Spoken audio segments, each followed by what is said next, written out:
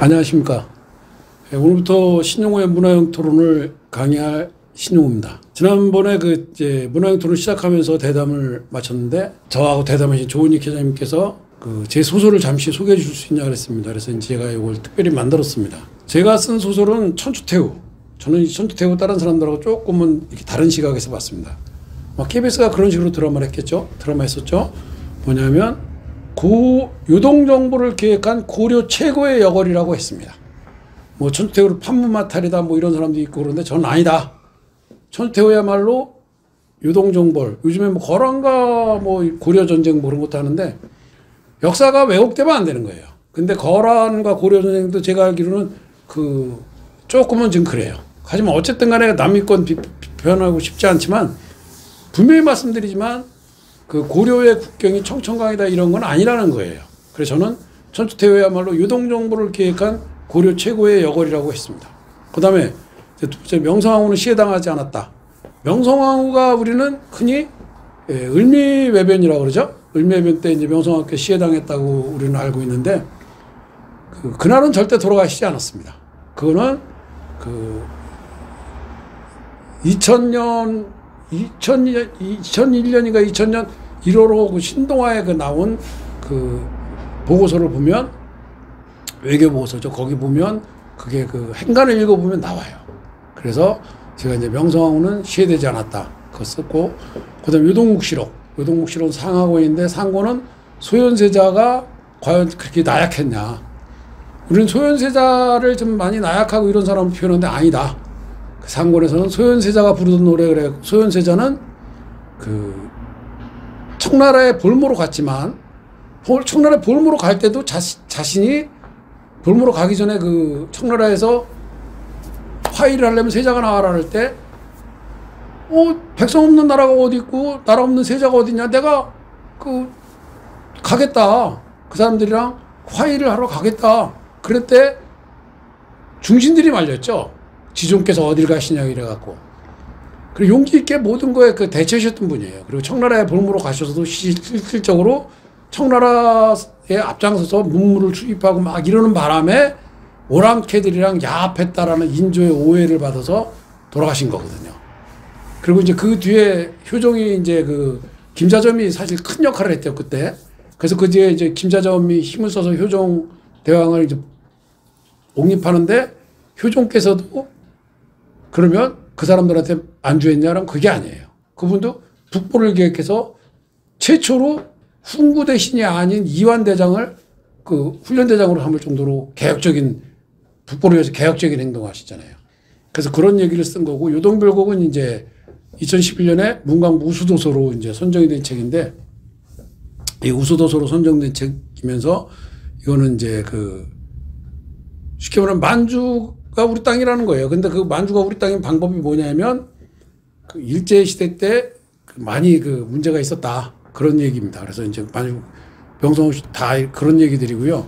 그 다음에 고조선과 대마도의 진실, 일본 왕실의 만행과 음모, 중국이 날짠 동북공정을 깨라.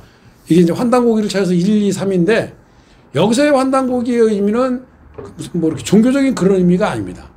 저는 가톨릭 신자인데 제가 말하는 여기서의 환단고기는 우리의 잃어버린 역사를 찾아서라는 의미예요. 우리의 잃어버린 역사와 우리의 잃어버린 영토.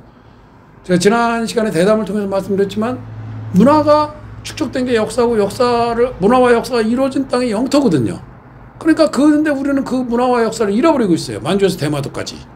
그래서 고조선과 대마도의 진실, 일본 왕실의 만행과 동북공정까지. 그런데 우리가 문화형 토론만 잘하면 동북공정을 물리칠 수 있습니다. 그건 이제 강의하는 중에 나올 겁니다. 혁명율도국. 혁명율도국 역시 홍길동이 과연 실존 인물이라는 거는 이미 학설을 통해서 많이 밝혀졌어요. 그래도 과연 이제 홍길동이 그러면 율도국을 어디에 세웠느냐. 일부에서는 울릉도다. 그런데 그 율도국의 율자는 그 율도국의 율자하고 다릅니다. 그러면 또 오키나와다. 근데 오키나와까지는 당시에 갔다고 보기에는 좀 너무 힘들어요. 그리고 당시에 오키나와는 유구국이라는 나라가 있었습니다. 이제 유구국이라는 나라가 있었고 그 유구국이 바로 독립된 나라였었는데 일본이 1870년대에 그거를 메이주 신진하고 10년 지나서 그거를 우리 대마도를 1868년에 접수하고 그리고 10년 뒤에 그 오키나와를 접수한 거예요. 그래서 그게들이 사실 다 독립을 했어야 되는 건데 왜 독립을 못했냐면 2차 대전이 끝나고 그 연합국이 동북아 영토 나눠 먹게 하는 바람에 독립을 못한 거거든요. 이제 그런 내용들을 제가 강의할 때 또 할 거지만 이 혁명율도국에는 그런 내용까지는 들어가 있지 않고 홍길동이 율도국을 세운 곳이 바로 대마도다. 그 율도국은 대마도다. 왜냐? 대마도까지 홍길동이 그 있었던 한경도 거기에서 대마 이렇게 배를 띄우면 저절로 가면 해류에 따라서 가면 대마도로 갑니다. 무슨 소리냐면 그 속초 앞바다에서 이렇게 가면 대마도로 가요. 그래서 대마도에 가면 우리 그 신라면 뽕지나 이런 것들이 많이 떠다녀요. 그게 뭐 일본에서 먹고 버린 게 아니라 우리에서 온 거라 그래요. 그래서 부산의 그 모 대학 학생들은 1년에 한 번씩 대마도에 그 쓰레기 줍기를 간다고 그러는 그 코로나 전에는 그런 것까지 있었어요. 그래서 저는 홍길동에 가서 저기 세운 율도국은 바로 대마도다. 그리고 홍길동의 그 사상에 허균이 그 소설을 쓴 이유는 광해 임금님이 진짜로 백성들을 사랑해서 반상, 타파 뭐 이런 걸 하시기 위해서 사실 준비를 하셨던 분이에요. 역사적으로 볼 때. 우리가 그 영화에 있었죠. 광해 그 임금에 대한 영화. 그 이병헌 씨가 주연했는데 진짜랑 가짜랑 이렇게 나와갖고 가짜가 막 캔 행동. 그게 사실은 광해 임금의 진짜 모습이거든요. 그래서 이제 그런 얘기들을 쓴 겁니다. 그리고 아까 지난 첫째 시간에 말씀드린 대로 그 제가 이제 소설이니까 그렇게 쓴다 그래서 아니다 라는 걸 증명하기 위해서 문화영 토론회한 대마도 영토권 연구라는 박사학위 논문을 써서 박사학위를 받고 또 대마도의 영토권이라는 작수서를 냈습니다. 그 대마도의 눈물. 대마도 사람들은 흔히 영토는 이렇게 땅이니까 아무 생명도 없고 그러니까 모를 줄 알아요. 그런데 그게 아니에요.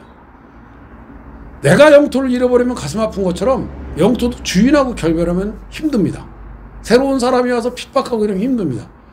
무슨 전쟁 후에는 항상 흉년이 졌었어요. 그렇죠? 임진왜란 뒤에도 몇 년 동안 흉년으로 고생하고 병자호란 란 뒤에도 항상 그게 왜 그랬겠어요? 전쟁 때 이 핍박받고 피 흘리고 이런 영토가 그때 그걸 감당을 못하는 거예요. 우리는 그런 거를 알아야 되는 거예요. 지금 딱 전 세계적으로 막 싱크홀 생기고 이러는 게 왜 그러는 거예요? 너무 개발을 막 하니까 난개발을 막 하니까 지하수 막 퍼올리고 이러니까 땅들이 견디지를 못하는 거잖아요.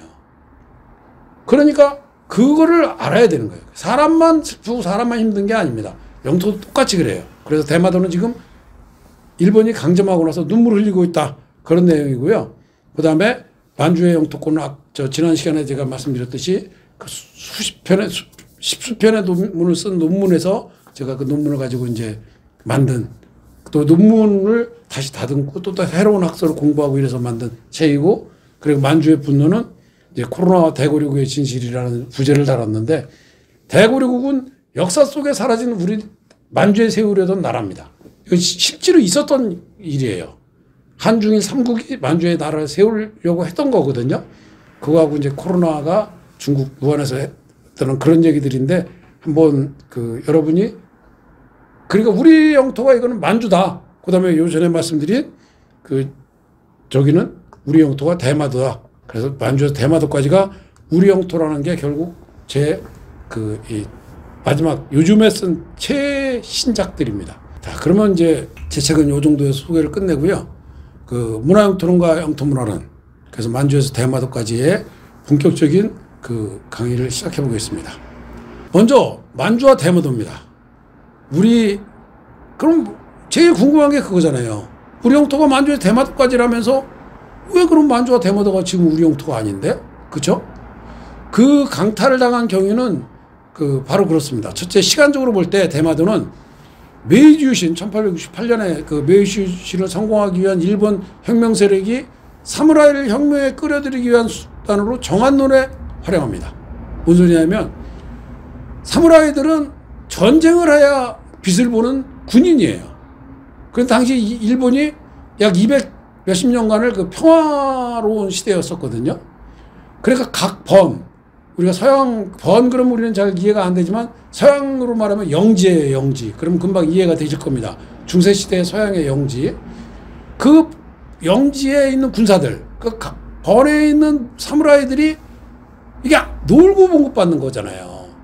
그러니까 이거 안 되겠다. 이럴 때 정한론, 우리가 메이주시만 성공하면 정한론, 즉 조선을 정벌할 거다. 그러니까 사무라이 리들은 메이지 유신에 동참하라. 뭐 이렇게 설득을 한 거예요. 그러니까 그 사람들이 전부 거기에 동참을 하고, 그러면서 정한론을 실행하는 첫 번째 케이스로 보여준 게 바로 대마도를 점령하는 겁니다. 그래서 대마도를 무력으로 점검하면서 이제 메이지 유신은 결국 사무라이들의 호응을 받아 성공을 해요. 그런데 나중에 그 메이지 유신이 성공하고 나자 그 기도다카요시라는 그 왕 측근이 사이고 다카모리라는 그 사무라이를 제거하기 위해서 정한론을 연기하자. 그래서 황제가 또 일본 왕이 또 정한론을 연기를 해. 그러니까 사이고 다카모리가 사무라이들하고 같이 반란을 일으키는데 그게 바로 그 유명한 서남전쟁. 그래서 사이고 다카모리가 죽죠. 그게 바로 라스트 사무라이라는 영화의 주제예요. 그게. 그래서 거기서 죽는 그 대장이 사이고 다카모리입니다. 자, 하여간 어쨌든 간에 이렇게 일본이 그렇게 해서 대마도를 점거했는데 1945년에 조국이 광복됐으니까 그러면 우리는 받아야 되잖아요. 돌려받아야 되잖아요. 그렇죠? 왜냐하면 포츠담 선언에 카이로 선언부터 포츠담 선언 쭉 회의를 하면서 일본이 1차 대전 이후에 그 일본이든 독일이든 강제 점거한 땅은 다 돌려주기로 했었잖아요. 받았어야 되는데 그때 그게 안 된 거예요. 왜? 그 연합 4개국이 동북아 영토 유린의 결과물이에요. 이제는 그 얘기가 뒤에 나오는데 지금 하면 좀 재미가 없어요. 그거는. 그다음에 만주는 그럼 왜 뺏겼냐? 만주는 일제히 대한제국 병탄 소용돌이 속에서 1909년에 간도 협약에 의해서 간도가 청나라로 넘어갑니다. 그리고 제2차 세계대전의 종전과 함께 미국은 오키나와를, 소련은 사할린과 쿠릴 열도를, 한반도와 삿바선 이북을, 그리고 영국은 지금처럼 이렇게 글로벌 시장이 될지 모르니까 그냥 서양에서 동양 시장 개척이 그들은 목적이었었거든요. 그러다 보니까 영국은 아시아 시장의 관문 홍콩을 차지하며 만주를 중국에 불법 할애합니다. 그래서 1945년 조국 광복과 함께 강탈당한 땅이 또 만주예요. 내용은 뭐 이미 말씀드린 대로 일본과 중국의 제국주의적 발상에 의한 우리 한민족의 희생이고, 패전국 일본은 오키나와, 홋카이도, 대마도를 반납하지 않고 일본 영토로 남겨둬서 패전국이 승전국 이상의 지위를 차지한 겁니다. 대신 미국은 이제 오키나와를 차지하고 뭐 이랬으니까 결국 동북아 영토 나눠먹기 위해서 그 일본이 패전국인데 가장 큰 덕을 본 거죠. 근데 요것뿐이 아니에요. 뭐 731 부대, 뭐 연구 결과물을 미국이 갖고 등등 엄청난 흑막이 숨어 있어요. 그런 것들을 제가 이 강의를 통해서 여러분들한테 밝혀드리는데, 우리가 가장 아까운 거는 만주와 대마도를 잃어버렸다는 겁니다. 그리고 제2차 대전의 승전 연합 4개국이 패전국 일본이 함께 벌인 동북아 영토 유린의 피맺힌 현장이 바로 우리의 만주와 대마도인 겁니다. 당연히 수복해야 되는 영토죠. 자, 그러면 만주에서 과연 우리 한족과 중국 한족과 우리 그 한민족과의 국경은 어디였겠습니까? 봉황성 이서에 압록강이 또 있다는 거냐? 유득공의 발해거에 보면 이런 말이 나옵니다. 왜? 이게 무슨 소리야?